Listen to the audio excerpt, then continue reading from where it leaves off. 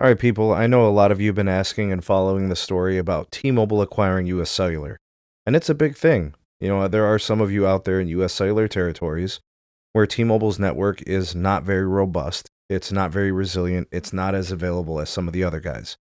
But with a US Cellular purchase, that's going to change a lot of things. You're going to have a lot more cell towers that T-Mobile will have native coverage on. You're going to have a lot of new network changes and upgrades and new access for people. And for a lot of people, I think that acquisition could help them in terms of coverage and network performance and assets and those kind of things. Now, there is some concern about the consolidation of the marketplace. No doubt, T-Mobile is a much more expensive postpaid company than US Cellular. Those points are valid, and I will accept them on your terms in the comments section. Absolutely. Respected, and I understand.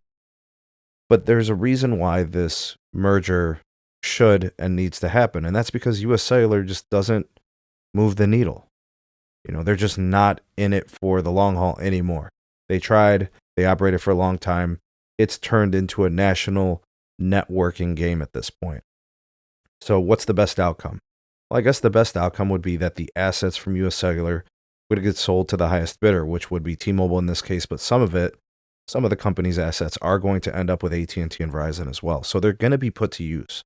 That's not the issue, right? But there's a holdup, and T-Mobile is asking the FCC to expeditiously approve that merger or the acquisition, however you want to phrase it. I'm not sure what the official terminology is on this deal, but we're in an administration that's friendly to deregulation, but is also very diligently attacking the consolidation of the marketplace within industries. So it's an interesting position. They don't want regulations to keep businesses from innovating. They don't want to keep businesses from doing things that are going to be, cutting edge or allow them to operate better or whatever. But they're not just going to let businesses consolidate to consolidate for the sake of the industry, right? So this is an interesting nudge from T-Mobile and US Cellular to the FCC. I'm not sure if that's wise.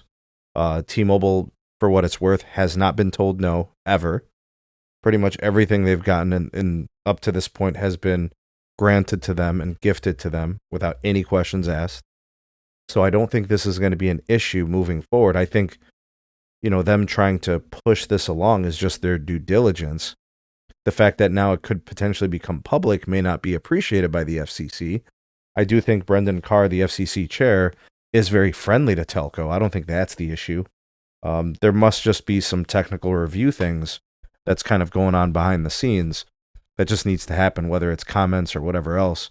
Unfortunately, I just think that the T-Mobile way is to, impatiently push the issue or force the issue.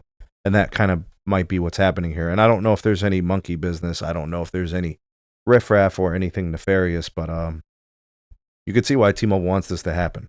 They don't want this to linger. They don't want this to become at risk for them losing it. Because if you think about it, in these US Cellular places, T-Mobile is by far the weakest performer. And if they land this, get things kind of integrated, they stand a good chance to win some fixed wireless access customers, more wireless customers, and they become better competitors for Verizon and AT&T. And I'm not opposed to it in that case. Really not.